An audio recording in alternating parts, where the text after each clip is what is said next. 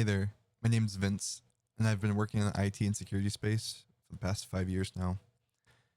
For a majority of that time, I've been using LLMs to multiply my productivity. I think since GPT 3.5 released, which was, correct me if I'm wrong, I'm pretty sure that was late 2022. But in any case, over these past few years, I've developed my own like AI assisted research style. And over the past few months, I've been sharing that with other InfoSec professionals. And through helping out these different folks, I have kind of a controversial take. I hear many times that people say, I can't get an AI to do this thing. I would argue that 9 times out of 10, you're using the wrong tool for the job. You have to change your approach. One of those approaches is using a fantastic tool. Absolutely love this. Perplexity. It is great at real-time web searching and extracting accurate information, accurate related information. Super good. And one of the common pushbacks I get back from the people that I mentor is, Vince, ChatGPT has a search function. Why would I use Perplexity? And there's no easy way to say it. There's no, quick way to say it. You have to see for yourself. But I will say that ChatGPT, for lack of a better word, it's lacking. It really is. And I'm going to show you what I mean. But before we go into that side-by-side comparison, you absolutely need to know 3 critical pieces of information to effectively use LLMs. The first 2 we'll be covering is prompt engineering and context windows. What does this mean? So the most simplistic way to explain this is that large language models, LLMs, are libraries of information. And within the pages of those books is the answer to your problems. But you don't want to go read those books yourself, do you? You're on a time crunch. You want to save some time. You want to get to work, right? So imagine this. You go up to an employee in the library and you ask them, hey, I want to know about XYZ topic. Can you go find 5 books, extract key factual information, and summarize it and give it back to me? That's great. That's a time saver, right? But it's kind of ambiguous, right? Which books should they go get? What constitutes as key or factual information? How do you want that presented to you? How do you want the information presented to you? That's prompt engineering. That's really all that is. Now, depending on how you phrased your request, you can get a pretty decent response from 5 books. And so you might think, if I get a pretty decent response from 5 books, what if I increase that? Would more books equaling more information equal a better output? In theory, that sounds great, but that's not quite how it works, right? Because imagine the same employee, the same task you gave it earlier, but now instead of 5 books, it's 500, and it has to do it in the same time frame. What kind of output do you think you're going to get? Not a very nuanced one, not a very great one, right? So LLMs are bound by the same limitations, not necessarily by time based, but how much information can they work with at any given point. This is known as a context window. Lastly, not all models are created equally. Some have different sized libraries. Some have entirely different selection of books in them, maybe only tailored for one task. You'll come to realize that if you're using several different models, you'll realize that these employees have predefined set of instructions for how they do those tasks. So one prompt engineering technique may not work in another model, and vice versa. And it also depends on the kind of problem you're solving, right?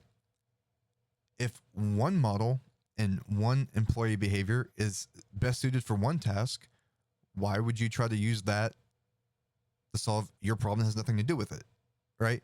So I'm not going to get too much into this because there's a lot more nuance to this, and I really oversimplified it. I have a feeling I'm going to have the nerds attack me, the AI nerds. Um, but I found that these basic principles will help you understand what you need to know on how to leverage LLMs. So that being said, I'm going to show you a side-by-side comparison of how you can use Perplexity versus, well, of how you can use Perplexity and why I prefer it over ChatGPT. We're going to be researching recent news from Bleeping Computer about an infostealer campaign where malicious code was put into NPM packages. All right, let's get started.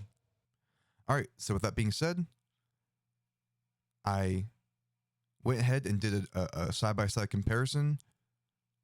I did this yesterday. You can see this is March 27th. I did this research 3 hours. It was 7 p.m.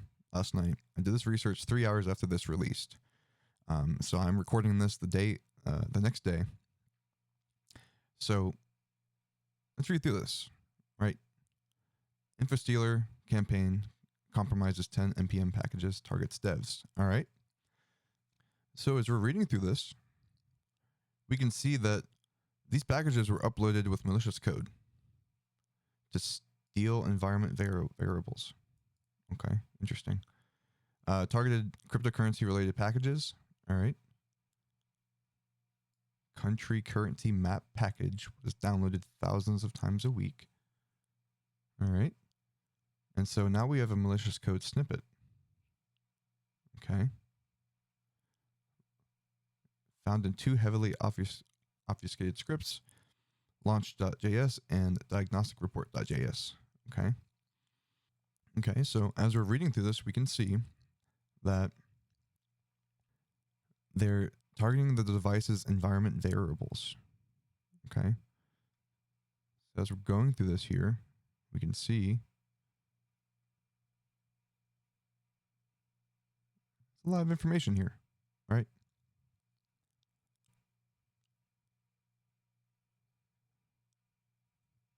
All right. Well, that's it. That's all the information. Okay. Well, I want to know more. All right. So how would I do that? So let's take this over to ChatGPT. And I'm giving it, here's some prompting guidelines is what I gave it, right? Because I am telling the employee that I want you to view the information with this in mind. All right, so now it knows which books to go reference. Like going along this analogy, which section in the library do you go? I don't want you to go to the aviation section. It has nothing to do with my request. So it just helps guide it. And then I'm gonna give it a task, right? I want you to use latest information to research the following breaking news. And as you see here, I delimited it in triple quotations. And so what this does is it enforces specifically the ChatGPT. I believe it's unique for them. I could be wrong. But I don't want you to ignore any of this information. Do not skip any of this, right? I want to know more about this. And so, including research requirements, right? I'm giving it explicit guidelines here, okay? All right, so as we're reading through this, we'll see that it's mostly using Bleeping Computer. Okay. As we're scrolling down here, right? Okay.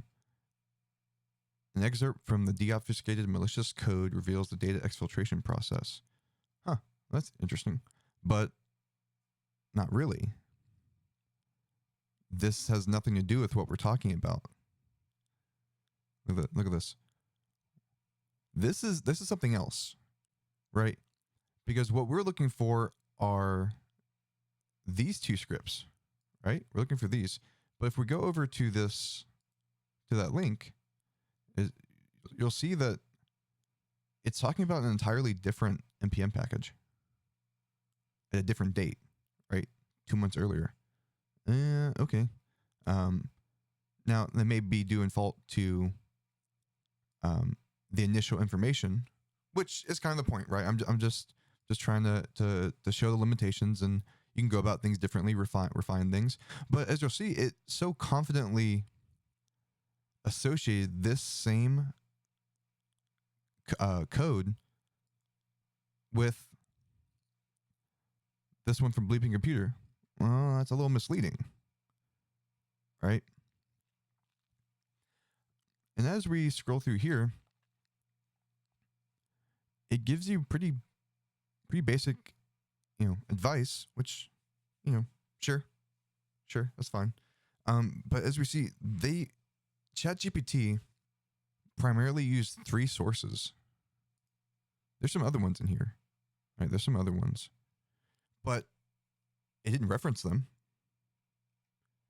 It didn't reference them. And even though I said the latest information, we're seeing something from 2023, 24, like, okay. But of the 3 sources it primarily referenced, 2 of which were incorrect, right? Because it referenced a completely different malicious package, and it referenced a different campaign from 2024. Like, this isn't what we're talking about, right? So let's keep going. Another few prompt engineering techniques here is I want to make sure it's grounded, make sure that the model is grounded in what we've been talking about. It's just a good habit, right? Maintains continuity. I want to expand research. I want you to source all related behavior, again, delimited by triple quotations. And I want you to list it in descending order with the most referenced behavior at the top. Use the latest information no older than 1 year. Explicitly stated this, right? And so as we scroll through here, we see a single reference, 2023. That's older than 1 year. So ignore 2 instructions, right? It's older than 1 year, and it's not descending order if there are any more, right? There's no other inline citations, though. There's nothing else. Why is that important? It's difficult to tell which pieces of information belong to which source. If we look through here, I mean, that's it. That's all the sources. And 2022, 23, 23, 24, like, okay, these are pretty outdated. We are trying to reference behavior, sure, but I'm looking for the last year, and it didn't do that, right? And now I don't know which source belongs to what. Is this entire thing 2 check marks? No way to know, right? And so while it's a small thing for now, you'll soon notice just how quickly this can snowball, leading to disastrous results, okay?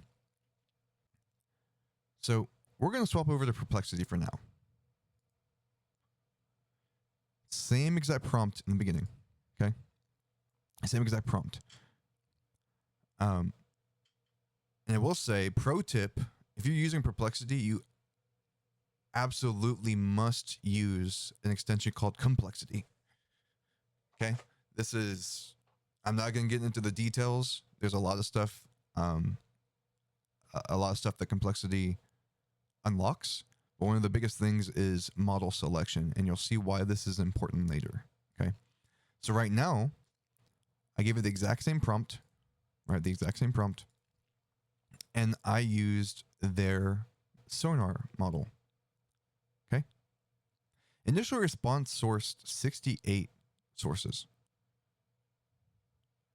The first response is quite similar to ChatGPT, but as we continue, you'll quickly see how much more powerful Perplexity is.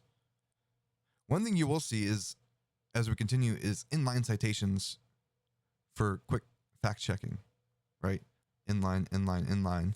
Now, however, because at the time I did this, I just copied, the title. So of course, most of its reference is going to be for Bleeping Computer. So a lot of this is pretty similar. However, we'll see it's fairly concise, and it's putting all this information here. And it's not making up any code, right? Not making up any commands. Now, even though I said use latest information, we'll see through these sources here. I'm going to provide a link to this, but a lot of these sources date back more than a few weeks, more than a year. However, but you'll see in the references section here, all of these are up to date. Right? If I click through all of these are all recent. So we're going to move down to the behavior searching, right? Same exact thing. Same exact prompt that ChatGPT had. But as you'll see, there's only 20 sources here. Why is that? Well, when I did this one, let me back up. When I did the initial query, I wanted broad information, right? I wanted a mile wide, an inch deep, and sonar delivered. Moving on to the second prompt here, same exact thing that ChatGPT went through. However, you'll notice that there's less sources, and there's a reasoning icon here. Why is that? Well, in the previous query, I specifically selected sonar, right? Because I wanted broad yet accurately related information, right? Think a mile wide, an inch deep. Because I have enough information to drill into, I swapped to the reasoning model, and I use DeepSeek R1 here. Okay, so there's less sources, but amazing results. As we see here, there's not only detailed information, but I can very quickly fact check or manually pivot with this information. Let's look through here, right? Multi-stage payload delivery. Okay. Wow, look at that.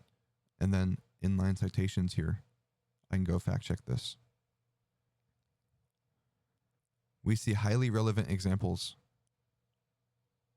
historical data, and we see IOCs.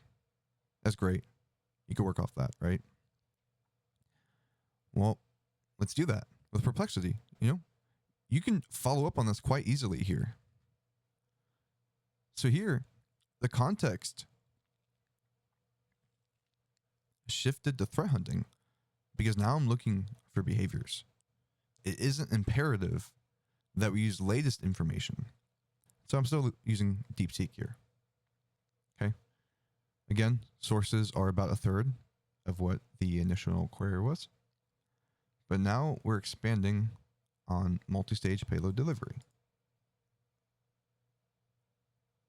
So now we're getting pretty detailed information here. I get relevant snort rules, right? I get HTTP DNS logs. Okay. I even get Procmon, Yara rules, MITRE attack mapping. All with citations, right? As we're going through this, I can click on these. I can follow up on these, right? I can follow up on any of this just by clicking. This is a generalized overview, but I'm able to hone in on any one of these things if I wanted with the same quality of information gathering. So back in the ChatGPT, the same query that we had before, except it's slightly different because I can't expand on any one thing. The previous answers were too basic, right? So I couldn't expand on anything. So I just had to say, expand on your answer. That's all I could do. And so as we're reading through this, these are pretty vague, right? These are pretty vague or basic recommendations here. It's giving you basic detection strategies, um, looking for known IP addresses. Okay. Like this is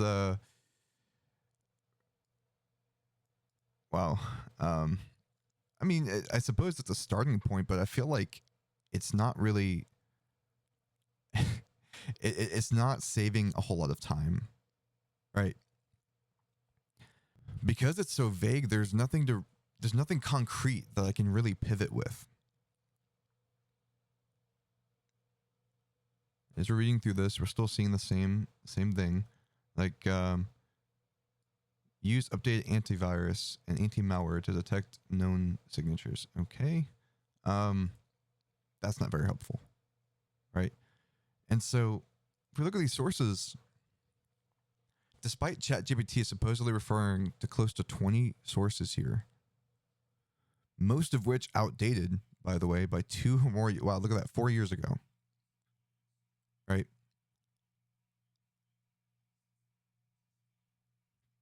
Despite referencing those, the sources it mentioned here, it only focused on a few. We have Fortinet, Reversing Labs, Reddit, Google, Wikipedia, Reversing Labs, Fortinet. Like that's most of the information is in 3 of them. Okay. It's okay. It's okay.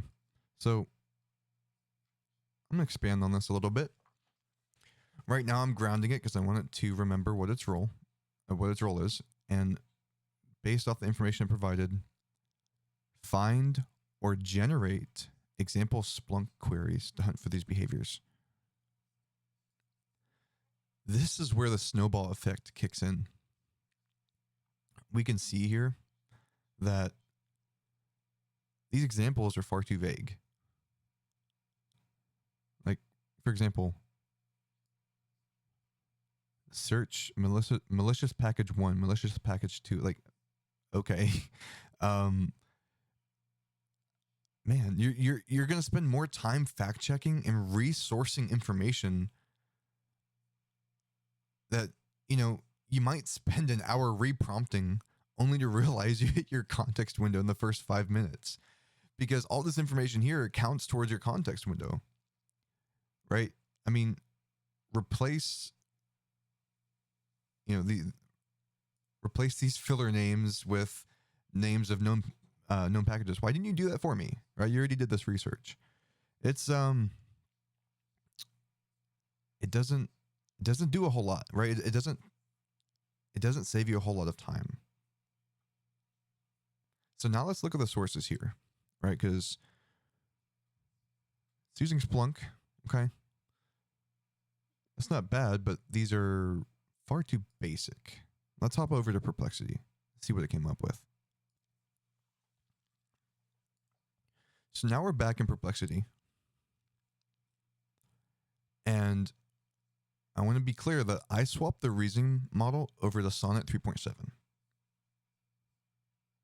Okay. It's a reasoning model that's excellent at solving problems like this. And you'll soon see why.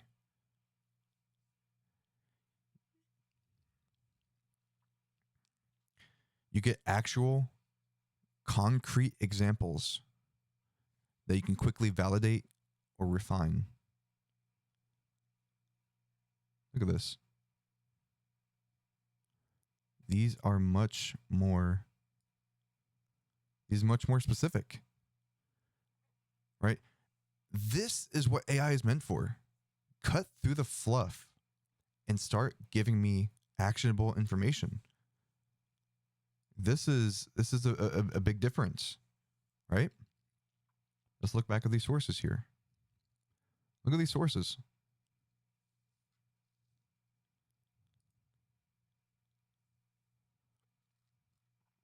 Look at all these sources. Yeah, most of it was Splunk, but it sprinkled in more, right? That was great. So let's move on to the next one. The next one is I wanted to find or generate example detection rules for these behaviors. Right? I explicitly gave it a generic request to see a range of detection methods. These are two different tasks. Ideally, for most LLMs, you'd specify a single format and a single task. But that's the beauty of Perplexity. It can do both quite well. So we're reading through this.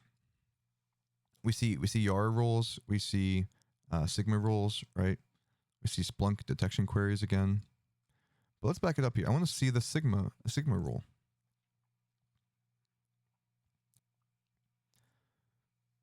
Reading through this,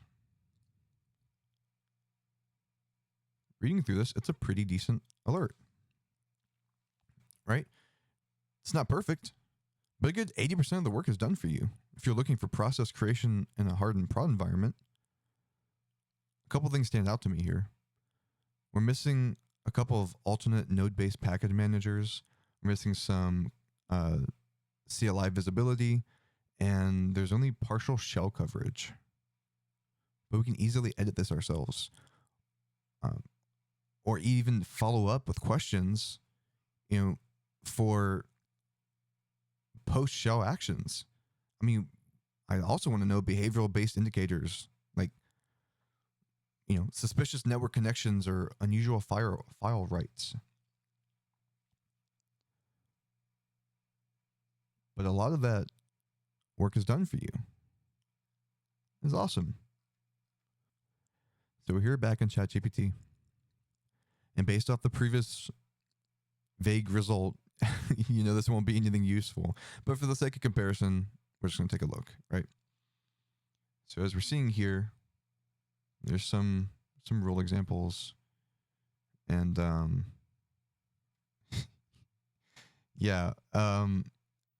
this one here,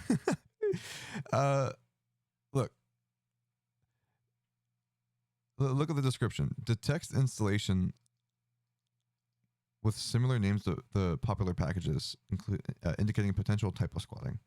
All right, so what's it detecting on if it's typo squatting? What is this detection logic? That's not typo squatting. And that's quite noisy. It doesn't address typo squatting, and it's pretty noisy. And this isn't helping you, right? If anything, this is harming you, because if you're trying to learn this,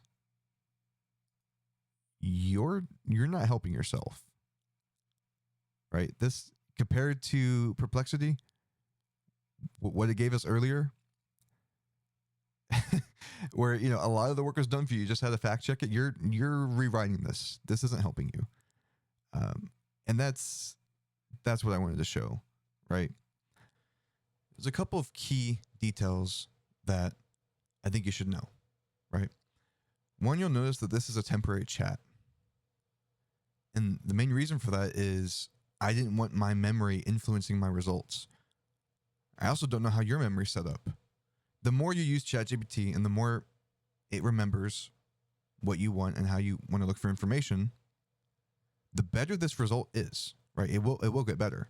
But the trade-off, right, is if you want to look for something that's outside of the memory, it's going to be conflicted, and it will give you information you want to hear, right? That's what these models are good at, okay?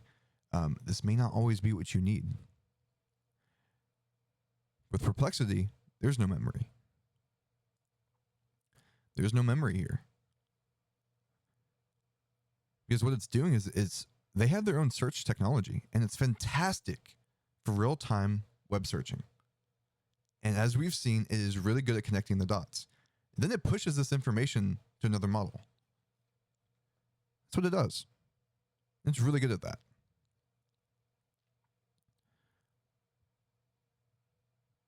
Which means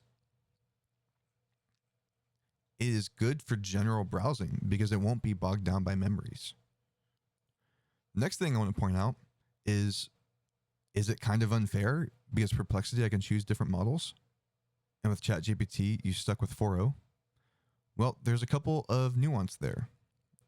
right, is that 4.0 is multimodal and is really good at most things, jack of all trades. If you tried doing the same thing, and I did, if you tried doing the same thing with O3 Mini or O3 Mini High, these have almost no emotional intelligence, I'll tell you. When I tried this, it only referenced a single source. When I followed up, it gave me it gave me 3 total sources. I can't do anything with that, right? That's not very, it's not very good. And the other thing, if you'll see here, the 2 tasks, find or generate. ChatGPT, if it needs to search, it has to call the search tool. It has to search the web. And when it calls the tool to search the web, it can no longer do this accurately. I don't know why that is, but I can tell you from experience that you could do one or the other. What you could do is you could search and then in your next prompt follow up. Yes, that's not an issue. But as we've seen, you have to babysit this the whole time. You have to babysit this whole conversation. I really didn't have to do that with Perplexity. And that's the key difference. That is the key difference, is that I was able to get relevant information and quickly pivot with it. And I can quickly adjust things on the go. And this is just one example, right? With Perplexity, I can choose to only search. Here, let me show you. With Perplexity, I can choose not only which model that I want to use, but I can choose where it's sourcing the information. Web, academic, social, all of the above. I can choose this, right? And so if I, for some reason, only wanted to hear from other hackers, typing in a forum, typing in some kind of online forum about what their methods are, this is great for it, right? I can follow up with some information and only search social. This is awesome, right? Academic has its use too. But being able to exclude web, that is wonderful. If you want to do that with ChatGPT, you have to specify that. And as we've seen, even if you specify even something as simple as latest information or include citations, it doesn't do that very well. So what do you think it's going to do when you tried using these, right? So this is what I wanted to show you, is that Perplexity with the complexity extension supercharges your ability to research and gather relevant data in real time. That's what it's made for. It is great at real-time web searching. But Perplexity in and of itself is not a large language model. It does have one, but made for searching. So if you wanted to look into information that already exists, that is where you would use ChatGPT. Let's say you wanted to know more about Splunk, right? You could use Perplexity to search for technical documentation. But if you wanted to drill into it, you could use ChatGPT for that. It has a huge library. This is Vince. And thank you for watching my first post on tentatively naming it Control AI Delete. Have a wonderful day.